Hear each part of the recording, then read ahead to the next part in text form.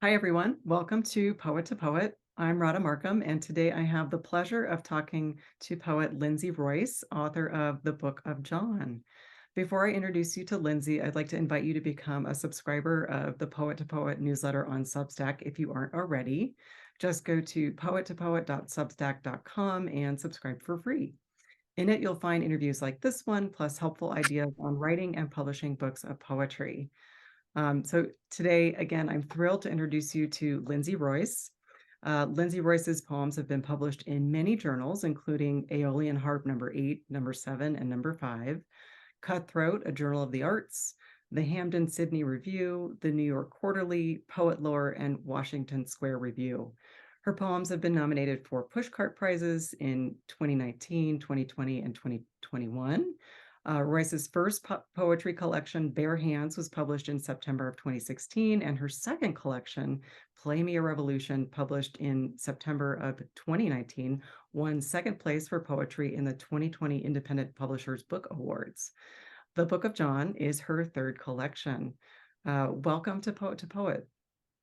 Thank you, Radha. I really appreciate you for inviting me to speak with everyone today and for your time and your interest in my work. I really appreciate it.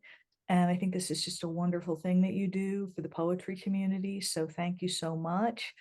You said you would like me to read a poem. Is that what I should do? Yes, yeah. So we will, during our conversation, as with other poets, I'll have you read from the book so folks can get a taste of what's in the Book of John. So if you'd like to start with a poem, that would be lovely. Okay, this poem is one of the longer ones, but I'm not going to rush it, but I just wanted to sort of let you know that.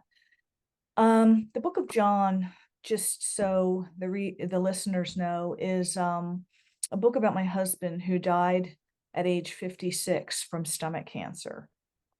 He suffered like I have never seen suffering as a caretaker. It was terrible.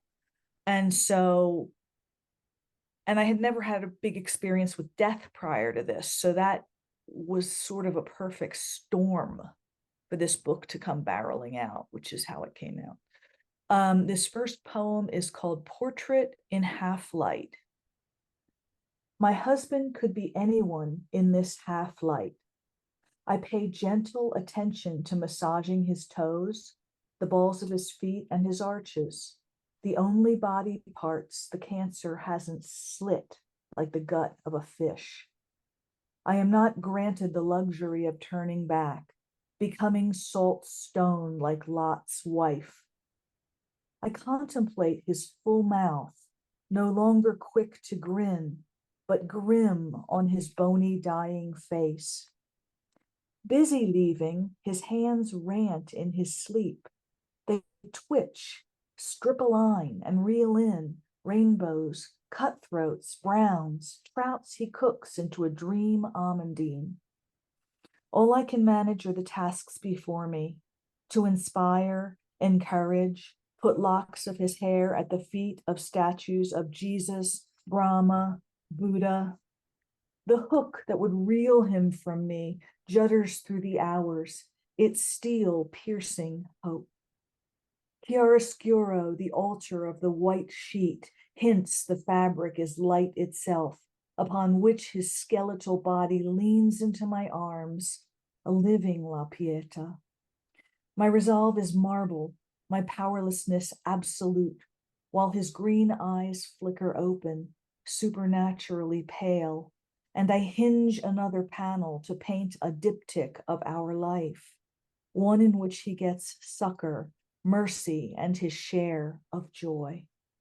I would change this narrative the way I alter lucid dreams, turn morphine into manna, transform his agony with drugs and prayer. We would nestle by a fire, dream not of exotic travels, victory, fortune, or perfect love, but of laughing at stand-up on Netflix, playing with our dogs in snow-tromped fields, my husband's steak à poivre steeping the house in peppercorn, butter, cognac. I pray for these small marvels, now extravagant and beyond John's weak reach, which cannot grip to twist out the deep-set hook that yanks him away. Against my dread, I pray for every beat of his heart to moan, holy, holy, holy, whole, against the emergency alert blaring, against what's left of our stupid hope. Wow. That's the second poem in the book. Yeah, I'm sorry. I'm a little, it hits you right here. The insistence of the language, the beauty of the language in the face of this tremendous suffering that you started out describing a little bit. And I think, you probably feel like I do, that poetry is something that can at times come into these situations to give us language around something that feels unbearable. And yet the residue of that struggle, and the struggle for language, the struggle to wrap one's arms around a situation like this, is very much present in the language on the page. I wonder if you might describe for us a little bit the process that you went through in creating this book. It's probably a little bit different than it was for other books. So how many years did it take to develop from start to finish? What was that process like for you? I have a writing group, and we met at the time every single day. I wrote this book in 3 months. Every day I wrote a poem. The book was twice as long initially, and we cut half the poems, not because, I mean, some of them were not as good, but some of them were simply repetitive gestures. For example, I wish I could bring you back poem, and then another, I wish I could bring you back poem. And so we couldn't have, even though they were really good poems, the book just didn't have the arc I wanted with the repetitions. Mm-hmm. So it was very difficult. I actually enlisted the help of a friend to guide me objectively, because I was not objective, to guide me objectively in what to remove, and which poem of the two that I had chosen was the strongest. Like I said, I wrote it in 3 months. It just poured out of me, and I know it's not popular to say that poetry is a kind of therapy, but this was, although the crafting thereafter took 2 years. Mm-hmm. So I'm not saying that it wasn't crafted. I worked very hard on the crafting, but the poems had to be written. I felt like they were just going right through me, that I almost had no control over them. And I wrote one every day, and every time I wrote one, like, I didn't know what I thought about the afterlife. I didn't know what I thought about caretaking. I just had never been in this position before to actually have to concretize what I didn't understand, have to make up my mind how I feel about it. And so the editing process also helped me to solidify my own perspective of what might happen after death, Mm-hmm.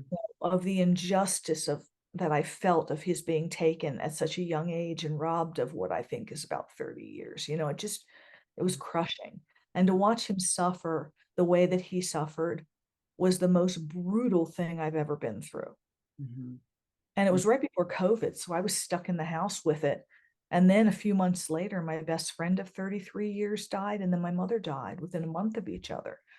So I was stuck home at COVID with all this grief, Mm-hmm. and I needed somewhere. So I thank God for Aliki Barnstone, because she writes with me.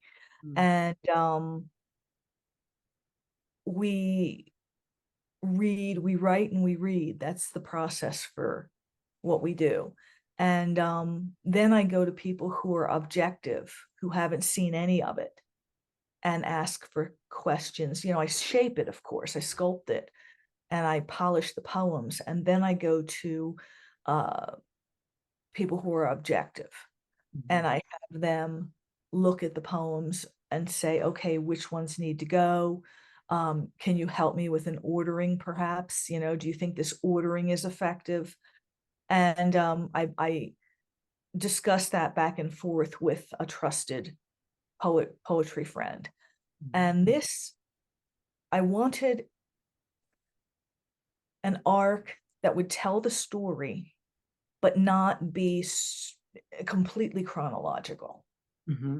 You see, I wanted an arc that sort of gave an overview, and I also very much wanted his personality in the book. I wanted people to know who he was, to remember him. The book was, honestly, it had nothing to do with me, I feel. It almost, like I said, it went through me, and it was all about him and his family. That's what this book was for. And other books, I'm getting to your next question, I have responded to the news. Um, I have responded to social issues that I hold dear, and I might get back to that. Although my next project is not going to be like that. Now, these poems in the book of John, and I'll stop talking because I know you have questions, but they're primarily narrative. And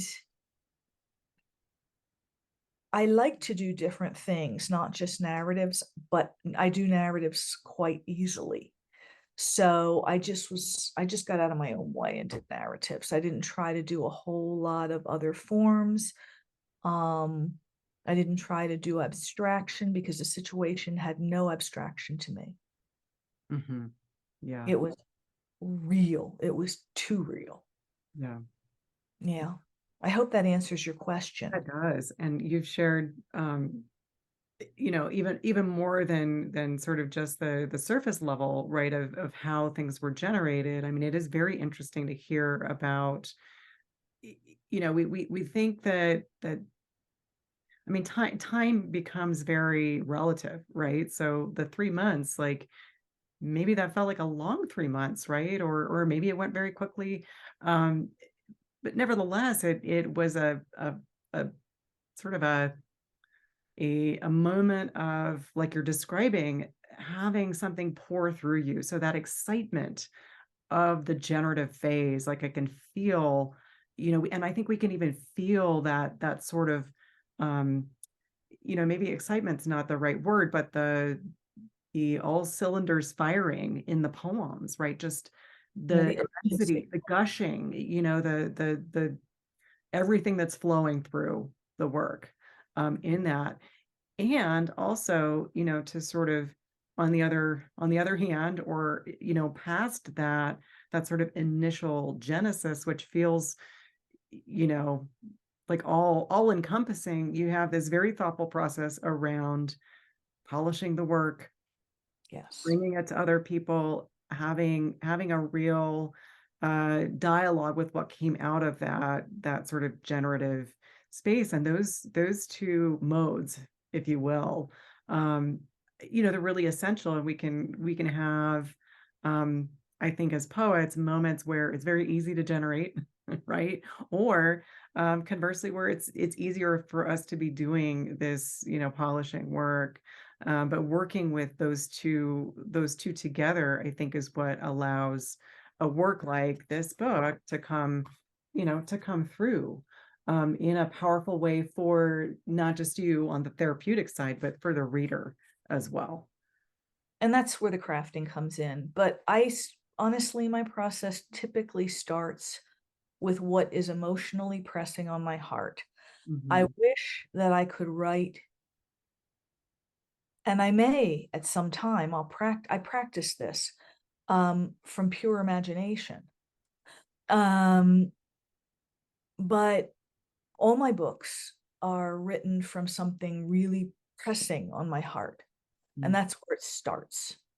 And like I said, when I say that, people correct me and say, oh no, it's not just an emotional dumping, it's not just therapy, it's crafted. So I do want to acknowledge that it's very crafted.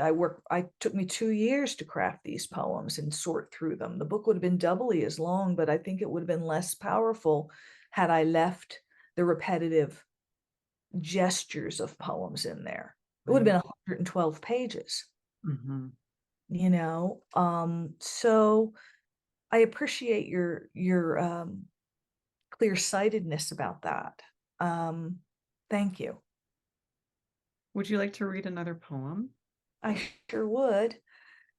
This poem is called Bacon Wrapped Dates and the Last Word.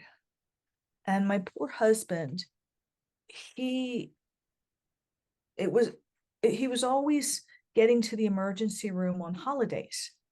Mm. The first holiday where he collapsed was, and we had to make all the decisions about pulling the plug, and where he found out he had very bad cancer, that was Labor Day. Mm. And then the next very serious, and the beginning of his end, the very serious decline was Thanksgiving Day. This poem was written just after Thanksgiving, when he collapsed and had to go to Anschutz in Denver. Now, you know where I am. I'm in this place that's remote, and there's no gastric units up here. Mm. So I was running back and forth behind the medevac helicopter in my car in whiteout snowstorms to be with him. It was so stressful. And then we had 6 dogs at the time, and we had to bring in um, anyone who would watch them. And one was diabetic, so it was really stressful. But this poem is, he was cooking on Thanksgiving Day, and that's all I'll introduce it with. It's called Bacon Wrapped Dates and the Last Word. Stones pock our dirt road to the end of my vision. There, perspective hones to a point as small as your vaccine scar. You were making bacon-wrapped dates for a Thanksgiving party, and I recall wishbones that, like all superstitions, are archived with chuckles from past holidays where you sliced turkey so gently the meat could have been butter. What sacrifice is in the filigree of my dying geranium's blush? One inhabiting that soon forgotten hovering between life and death, the last inhale, the letting go, the book's last word, cinema's fade to black. I forget what breakfast juice I sipped while your body stiffened, your gregarious green eyes waiting to be plucked. This year, I'll try to cook Thanksgiving potluck. Use spices you left behind, your oregano, your sage. No peyote to lose the holiday to fantasy. This grave anniversary, the beginning of your end. There is nothing uniform about grief, though I'd scissor it into islands like the Cyclades. Their trees, pomegranate and fig, fruit sweet after the bacon-wrapped dates you'd been cooking before you collapsed, and the ambulance squared up the drive, your food left warm on the counter. How could I know you'd begun to leave this life while you were making side dishes? Who could have suspected your cranberry tart would foreshadow the color of the body bag, zipped slowly over your perfect face? Mm.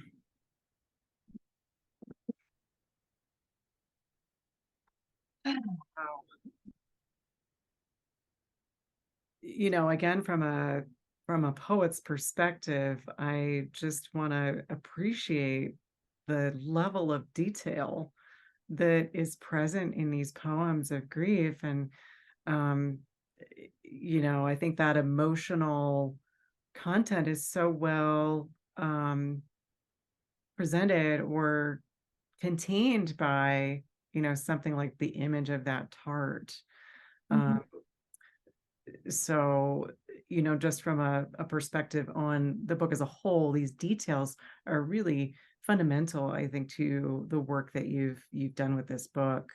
Um, I'm wondering if you might share a little bit about the organizing principle. So you described that it would have been what was it, 112 pages long, or 115, 112.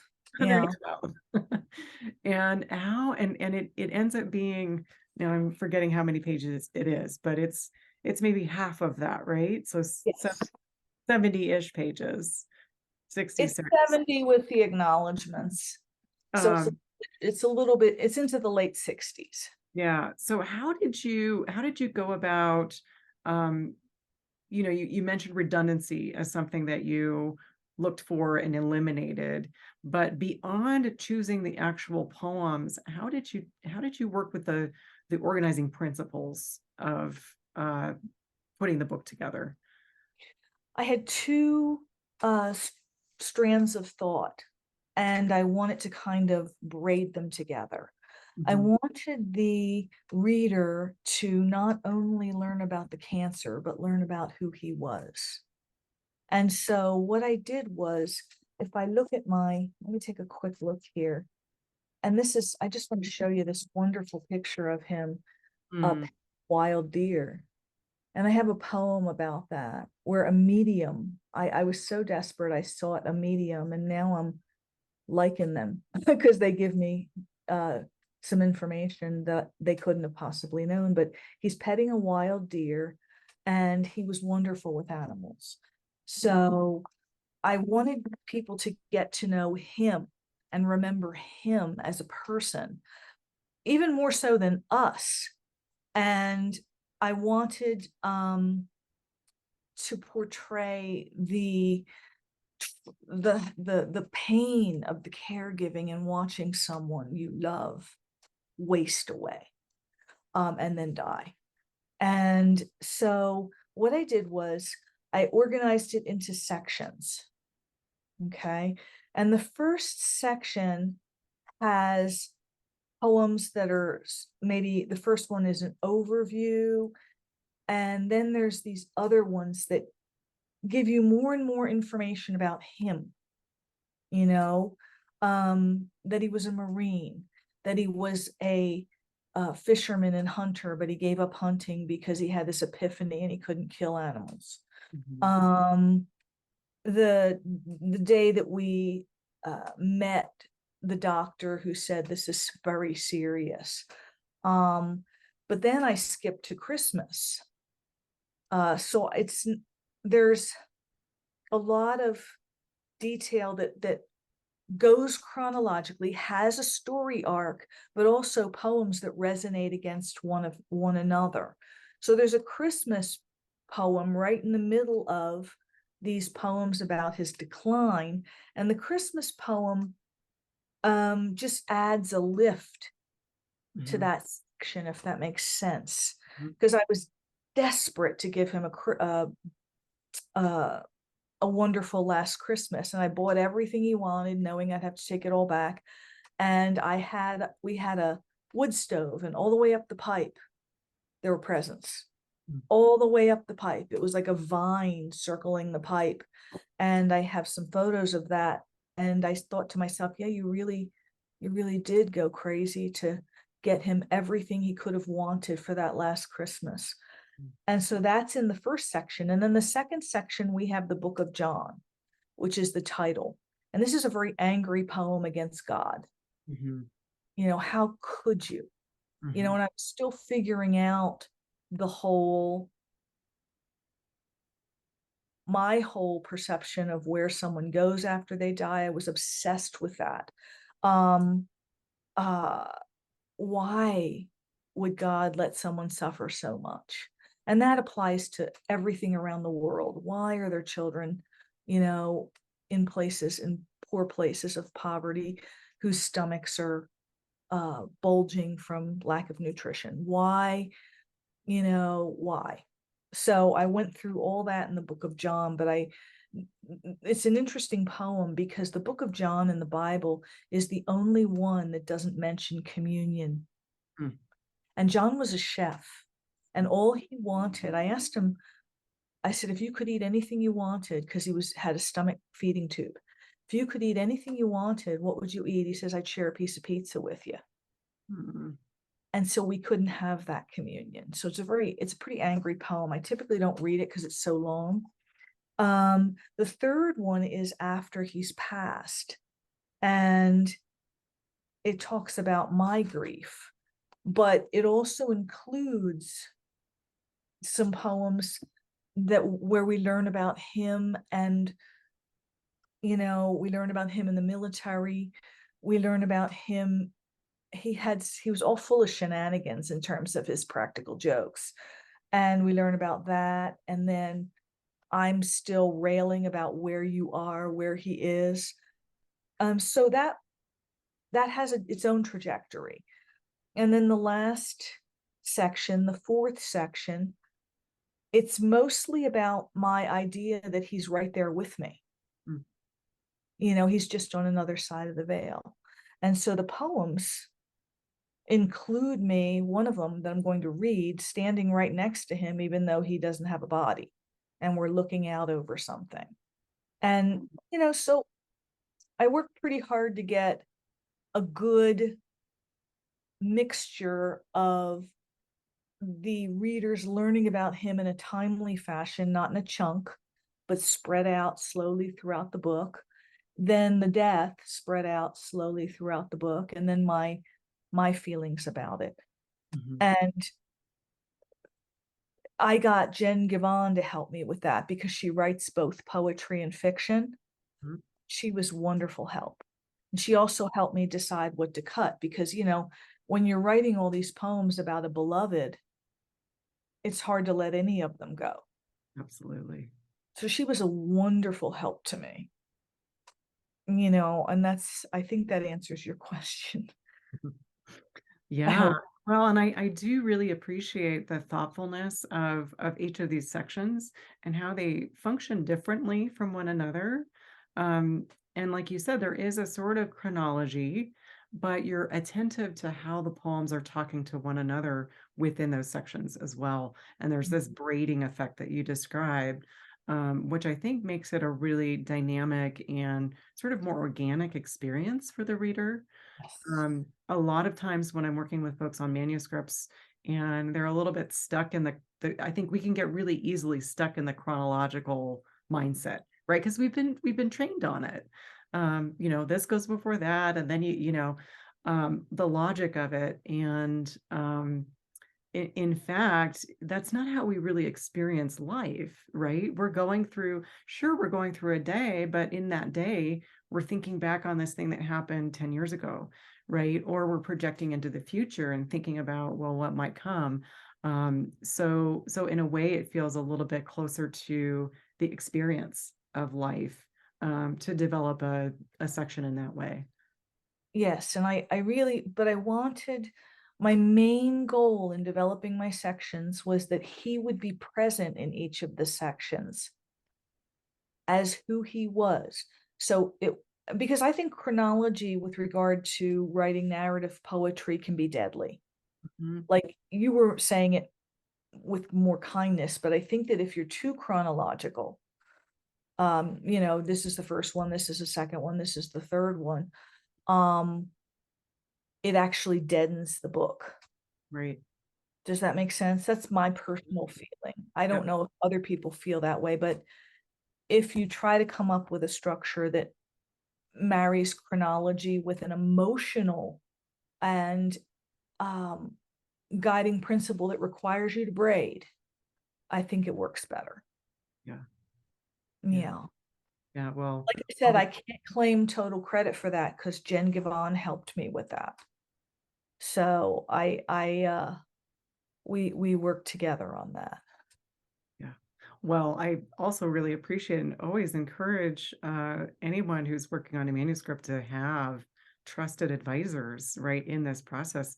It's almost impossible, as you said, even for the content that maybe isn't as emotionally charged as what you were working with, for any of the poems that we write, it's awfully hard to have that perspective of, okay, what stays, what goes, and over time, I think you can get a sense for that yourself and understand what a book's anchor anchor poems, what the organizing principle might want to be, and to decide from there. But it's so much slower than if you can have on your own than if you can have these trusted others that can just give you that feedback on, well, here's what I'm seeing, and maybe think about braiding in this way, and so forth. So it's just really a gift, I think, when we have those trusted others.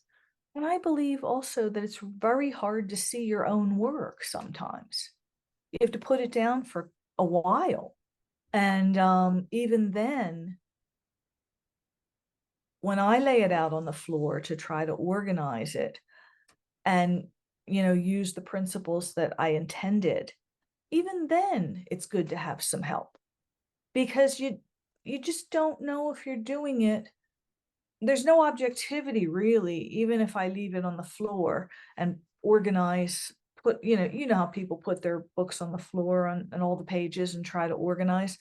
I still might not necessarily get what I want. I still might lean a little towards chronology, which is not, I don't think, is effective as a braiding. Yeah. Would you like to read another poem? I'll read another poem. Yeah. This poem is called Fever Me. Okay. And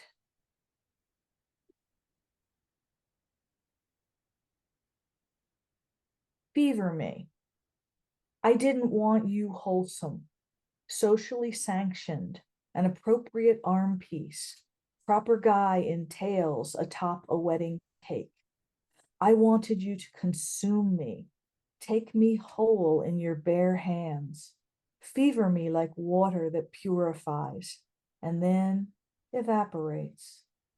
But death's hands polished our dirge, left it shiny as a chorus of top hats, and no number of vodka martinis can convince me such trickery ever spares the rabbit. Today, the mist is thick, and I wander inside to find comfort in the stillness of camouflage. There, I can imagine I'm dead with you, sealed in that envelope to nowhere, spirit empty with no legible address.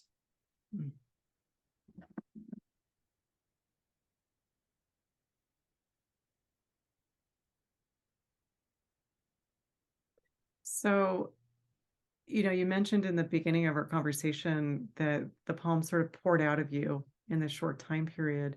I'm curious about your approach to revision of the individual poems. How Tell us a little bit about your polishing process. Okay, I allow myself to put just about everything into a poem. If it Mhm. comes to my mind, it goes on the paper, because I then take a highlighter after I write. It's I wouldn't call it a free write. I do proprioceptive writing, and there's a book by Linda Metcalf and Tobin Simon called Writing the Mind Alive, a proprioceptive guide to finding your authentic voice. Well, I find this process very helpful. So what I do is, in the writing group, I can't quite use that process, but I do use that process to generate ideas. In the writing group, we throw a bunch of words into a pot, basically. We record a bunch of words and we use all, some, or none. Mm. And so it's made me able to have connections and imagery I would not have thought of immediately. It adds that wild card factor, which creates something fresh. So then I take that, I highlight the best of, I make sense of what I'm writing, because I don't have to make literal sense. I make emotional sense first. Then I go back and I make literal sense. And then I just polish rhythms. I'm very obsessed with rhythm. I'm obsessed with sound. I like the way poems look on the page. Like, a lot of these poems are not left flush, but in fact are are set differently on the page. They're set according to how I might read it out loud, or how it feels. The line feels like it should be indented so that it sets it off, things like that. So I go through all those processes. First is purely emotional and imagistic. And then I go through and make it literally sensible. Like what is the literal, because I'll be real free and loose with the literal. And then I read it for that. And then I read it for rhythm, sound across the line,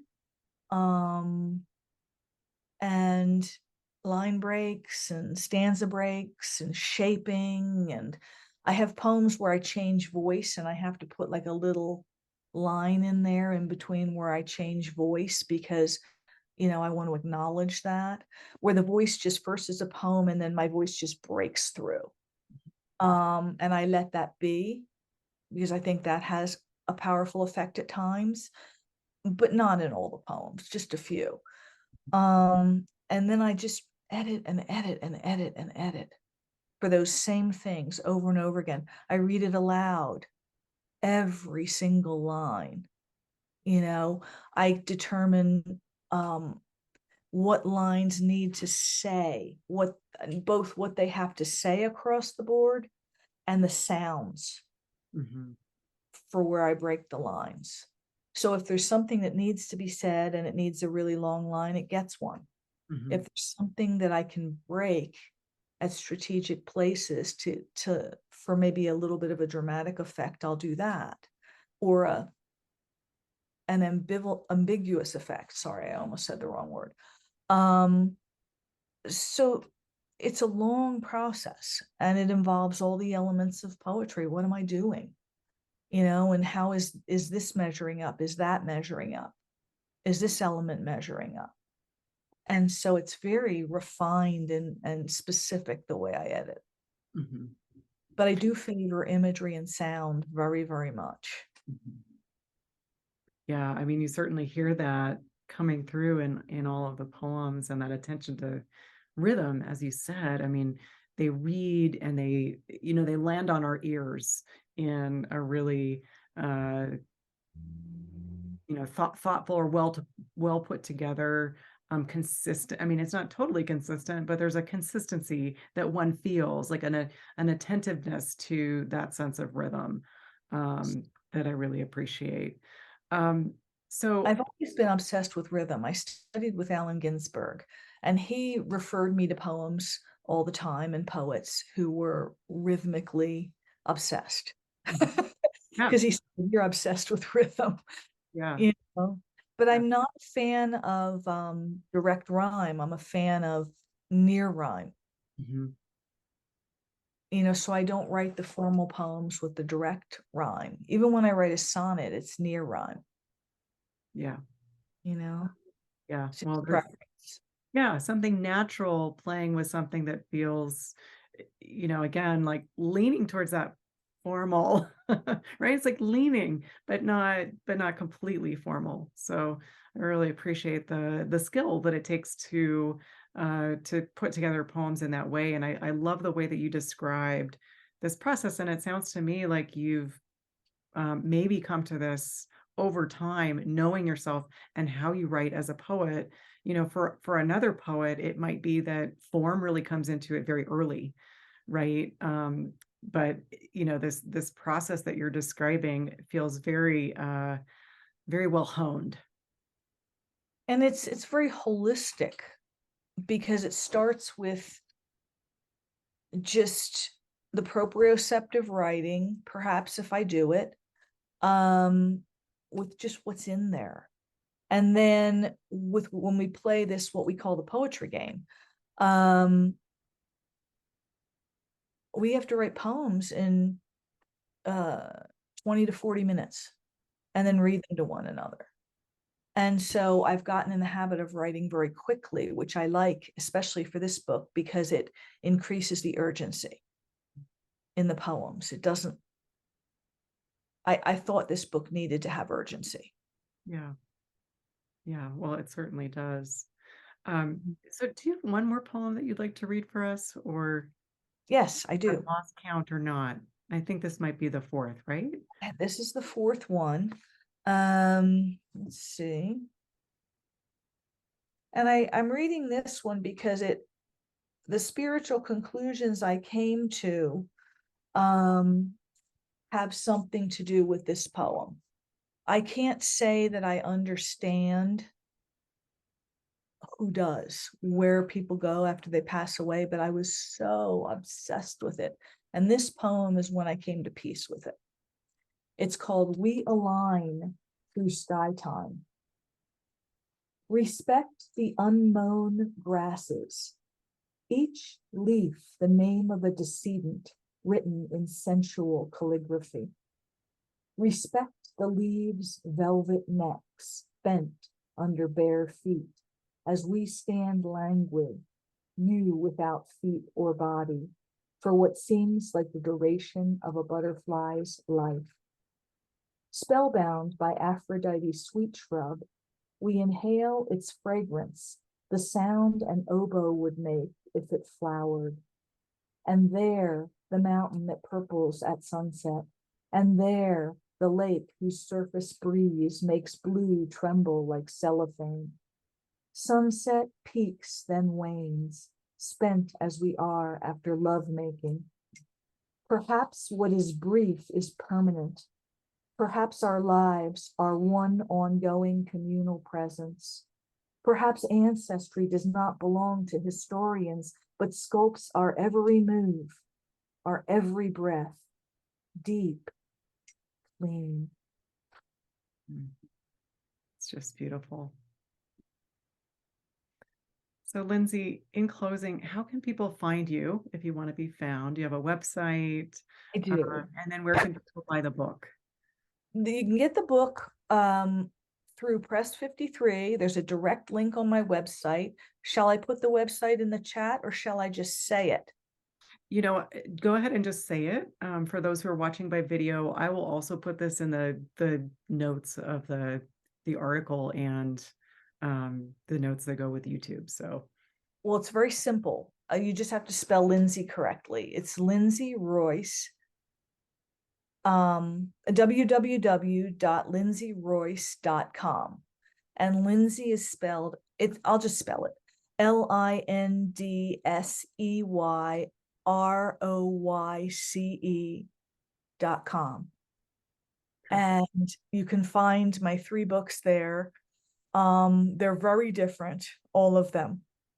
And it'll be interesting. This 4th book I'm doing